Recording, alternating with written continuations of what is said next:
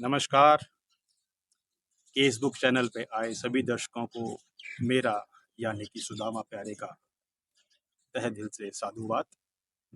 आप मेरे चैनल पर आए, इसके लिए मैं आपका शुक्रगुजार हूँ। उम्मीद करता हूँ सब अच्छा होगा, दुरुस्त होंगे। तो आज का जो विषय है एक बहुत ही गंभीर और विचार योग्य है। अब ये मामला है राजस्थान के ब्यावर जिले के विजयनगर का। अब एक मध्यम परिवार में रहने वाले परिवार में 2000 रुपये का हेर फेर निकलता है, यानी कि घर से चोरी हुई। अब उनके परिवार में माँ बाप के साथ एक तकरीबन 17 से 16 साल की एक बिटिया भी रहती थी। तो क्योंकि माँ बाप को तो पता होता है कि उन्होंने पैसे कहाँ खर्च किए, कहाँ नहीं किए, तो शक हुआ बेटी पर कि शायद बेटी ने नादानी में उठा लिए या कुछ कर दिया। तो जब बेटी से इसके बारे में पूछा गया तो बेटी सहम गई और उनका शक यकीन में बदल गया। तो जब माँ बाप ने थोड़ी सख्ती की तो पता चला बेटी के पास एक मोबाइल फ़ोन भी है, जिसकी जानकारी उनको नहीं थी, क्योंकि उन्होंने खरीद के दिया नहीं था। तो जाहिर सी बात है, तो फिर फ़ोन कहाँ से आया। जब माँ बाप ने पता किया तो पता चला कि उन उस बिटिया को जो मोबाइल फ़ोन है किसी लड़के ने दिया है, और उस लड़के के कहने पर ही उस बिटिया ने घर से 2000 चोरी करके उसको देने का वादा किया। बस मामला इतना सा या मामूली सा नहीं है, बहुत विचार योग्य और बहुत गंभीरता से सुनने के लायक है ये। जिसने उसको मोबाइल दिया और घर से पैसे चुराने के लिए मजबूर किया, दरअसल वो कोई और नहीं था, उसको ब्लैकमेल करने वाला, उसको यातनाएं देने वाला और उसका शारीरिक शोषण करने वाला एक शांति दूत था।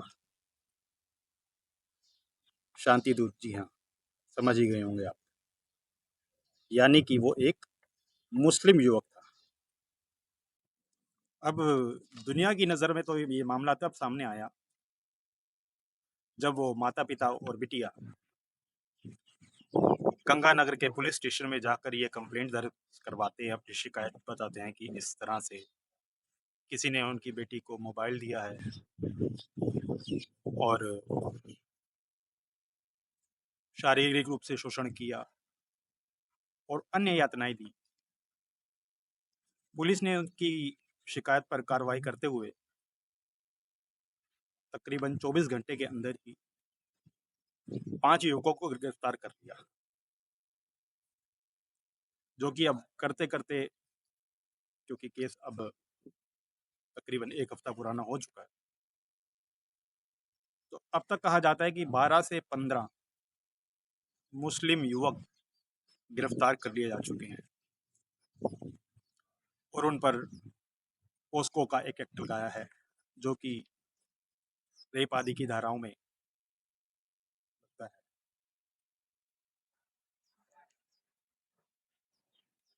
अब 12 से 15 युवक और एक एक युवक का जो टारगेट है, प्रति एक युवक पर कम से कम 3 या 4 लड़कियों के साथ ऐसा करना, तब आप अनुमान लगा सकते हैं कि ये दायरा कितना बड़ा होता जा रहा है। और इसमें से सबसे बड़ी बात यह है कि इन 12-15 लड़कों में से 3 वो माइनर है, यानी कि उनकी जो उम्र है 18 वर्ष से नीचे है, तब आप उन पर कोई ज़्यादा सख्ती से कार्रवाई भी नहीं कर सकेंगे। तब आप ये समझिए उन लोगों का बैकग्राउंड क्या था, वो किस श्रेणी में आते हैं समाज में। तो पता लगा कि उन जितने भी वो युवक थे, उनमें से कोई वेल्डर था, किसी की पंचर की दुकान थी, कोई फ्रूट बेचता था, और अन्य अन्य जैसे भी जो अपना निम्न श्रेणी के लोग कार्य करते हैं, उसी तरह वो कार्य कर रहे थे। अब ऐसा ही क्यों है? अब ऐसा इसलिए है क्योंकि ऐसा ही एक प्रकरण, इसी तरह की एकदम कह सकते हैं एकदम इसी तरह की घटना 1992 में हो चुकी है। और 1992 यानी कि आज से तकरीबन 32 या 33 साल पुराना ये केस है। लेकिन उस समय जब ये घटना हुई थी, तब इस मामले में बहुत बड़े नामजद कांग्रेस के नेता, कॉन्ट्रैक्टर, और इसमें शायद आपको सुनकर हैरानी भी होगी कि जो अजमेर शरीफ के जो आलिम हैं, जो उनकी देख रेख करते हैं, चिश्ती, उनके भी दो बेटे इसी तरह के प्रकरण में पाए गए थे। लेकिन जो दुख की बात है, जो सबसे बड़ा चिंता का विषय है कि हम हिंदुस्तान में रहते हुए अगर हिंदुओं की एक बड़ी आबादी न्याय नहीं मिल रहा, तो आप सोच सकते हैं इन जैसे दरिंदों की, इन जैसे वैश्यों की जड़ें कितनी मजबूत हैं और सिस्टम में कहाँ तक घुसी पड़ी होंगी। अब यकीन मानिए कि जो 33 साल पुराना केस जिसकी मैं बात कर रहा हूँ, तो आप देख भी सकते हैं इंटरनेट पे। आप बस इतना ही सर्च करेंगे अजमेर 1992 कांड, तो आपको पता लगा कि उस समय भी इन्होंने तकरीबन 100 से 150 हिंदू लड़कियों को उनको ब्लैकमेल किया, उनकी नग्न और अधनग्न तस्वीरों खींच के उनके साथ ना जाने कितने महीनों तक ये सामूहिक बलात्कार करते रहे। और अगर आप इन चीज़ों से उनका सहयोग करने से मना करेंगे, तो उस समय ये धमकी देते थे कि ये तस्वीरें फैला दी जाएंगी, वायरल कर दी जाएंगी। तो देखिए अब ये कितना भयंकर माहौल उस समय था, और आज वही स्थिति को दोहराते हुए ब्यावर के गंगागढ़ विजयनगर जिले में ये घटना हुई है। और इसमें भी पता लग रहा है कि इस बिटिया को जब ब्लैकमेल किया गया, बिल्कुल उसी तरह का सिस्टम, इसमें कुछ भी ज़्यादा उलटफेर नहीं था। तो इस बिटिया ने भी फिर अपनी एक दूसरी मित्र को उन्हीं के गैंग में लेके आई, फिर उसके साथ भी वही हुआ, शारीरिक यातनाएं, शारीरिक शोषण, और दबाव बनाया गया कि तुम इस्लाम कबूल कर लो। अब बिटिया ने ये बताया है, एक मीडिया में इंटरव्यू देते हुए उन्होंने बताया कि जब ये उनसे मिलने जाती थी, और वह जाती थी किसी इंटरनेट कैफ़े पे, सॉरी इंटरनेट नहीं, माफ़ कीजिएगा, किसी रेस्टोरेंट पे, एक कैफ़े पे मिलने जाती थी, और वहाँ पे हमेशा ही 5 से 6 लड़के पहले से मौजूद होते थे, और उनके पास रोज़ कोई ना कोई नई गाड़ी, नई कार,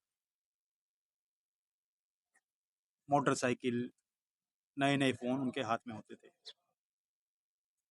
तो आप समझ सकते हैं किस तरह वो हमारे बच्चों पर एक इन्फ्लुएंस डालने की, एक प्रभाव डालने की कोशिश। लेकिन अब ये सवाल है कि चलो 1992 में जो कांड हुआ, तो उसमें तो सभी जो मुजरिम थे नामजद थे, राजनीतिक पद पर अच्छा रसूख था उनका। लेकिन इस बार ये ऐसे लोग क्यों? देखिए इसमें जो अपने को समझ आता है, जहाँ तक अपनी सोच समझ सकता हूँ मैं, शायद आप भी मेरी इस बात से सहमति रखेंगे कि आज की डेट में अगर ऐसा कुछ होता है, तो हमारे योगी बाबा ने एक ऐसा मॉडल जवाब के तौर में रखा हुआ है कि अगर आप ऐसी कुछ भी घटना करेंगे तो सीधा आपके जो प्रॉपर्टी है, ये जो आपका जो भी कंसर्न है, जो आपके चीज़ नाम है, जो भी चीज़ आपके नाम है, माफ़ कीजिएगा, तो उस पर वो बुलडोजर और पीला पंजा फेर देते हैं और सब ध्वस्त हो जाता है। तो शायद इसी डर के मारे अब इन धर्म परिवर्तन करने वाले जो गिरोह है, इन्होंने अब ये बहुत ही छोटे तबके लोगों को पकड़ा है, ताकि अगर ये जुर्म करने में सफल हो गए तो ठीक, नहीं हुए तो कम से कम आर्थिक नुकसान नहीं होगा। उनकी प्रॉपर्टियां तो है ही नहीं है, तो जब्त कैसे करेंगे? ना उनकी कोई बिल्डिंगें हैं, गिराएंगे कैसे? क्योंकि याद रखिएगा, अगर कभी भी आपको जुर्म को ख़त्म करना हो तो सबसे पहले उनकी आर्थिक जड़ों को नुकसान पहुंचाना बहुत ज़रूरी है, जिस तरह का मॉडल हमारे योगी बाबा यूपी में चलाते हैं।